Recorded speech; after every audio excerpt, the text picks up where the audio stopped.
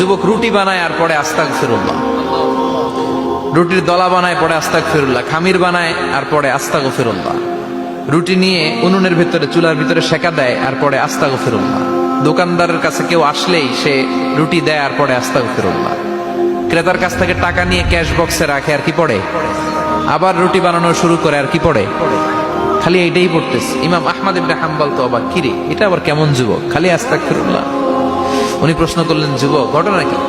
আসার পর থেকেই তোমার দেখতেছি তুমি রুটি বানাও, রুটি বিক্রি করো আর পড়ো আস্তাগফিরুল্লাহ, মালাকা ইয়া শাবাব।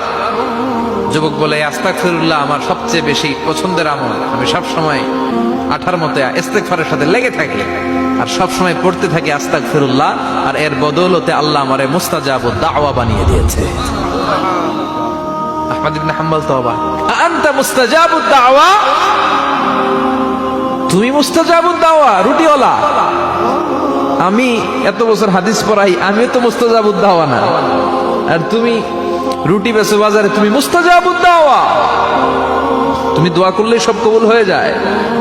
যুবক বলে, না আনা মুস্তাজাবুদ দাওয়া, আমি আমার জীবনে যত দোয়া করেছি কবুল করে নিয়েছে কে?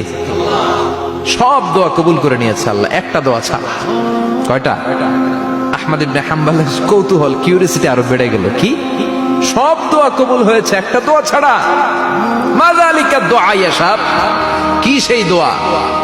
যুবক এবার বলতে শুরু করলো, আমার জীবনে যে দোয়াটা আল্লাহ কবুল করে নাই সেটা হচ্ছে, আমি আল্লাহর কাছে অনেক চেয়েছি, অনেক দোয়া করেছি যে আল্লাহ, শুনেছি এই জামানার সবচেয়ে বড় মুহাদ্দিস, তার নাম নাকি ইমাম আহমদ ইবনে হাম্বল, আল্লাহ তোমার কাছে আমার চাওয়া, আমি যেন এই ইমাম আহমদ ইবনে হাম্বলরে দেখে মরতে পারি, আমি যেন ইমাম আহমদ ইবনে হাম্বলের হাতে হাত রেখে মুসাফা করতে পারি আর তার কপালে একটা চুমু এঁকে দিতে পারি।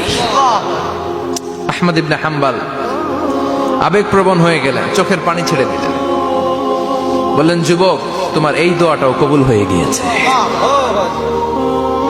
আহমদ ইবনে হাম্বলের দেখা সাক্ষাৎ পাওয়ার জন্য আহমদ ইবনে হাম্বলের বাড়িতে তোমার যাওয়ার দরকার নাই, আহমদ ইবনে হাম্বল তোমার দরবারে ছুটে এসেছে।